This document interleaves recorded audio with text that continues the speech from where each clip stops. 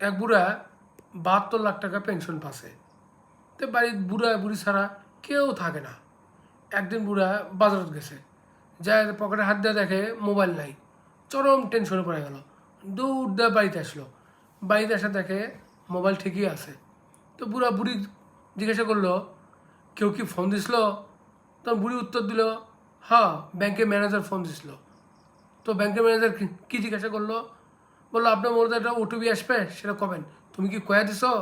হ্যাঁ, ব্যাংকের manager phone দিলেন, কমো না, কয়া দিছি। চরম টেনশনে বুড়া দৌড় দিয়ে ব্যাংকে গেল। চাই দেখে 72 লাখ টাকা, 72 লাখ টাকাই আছে। হ্যাকাররা কোনো টাকা পার করে পায়নি। তো বুড়া বাড়িতে এসে বুড়ি জিজ্ঞাসা করলো, তুমি কত ওটিপি কছো? কে?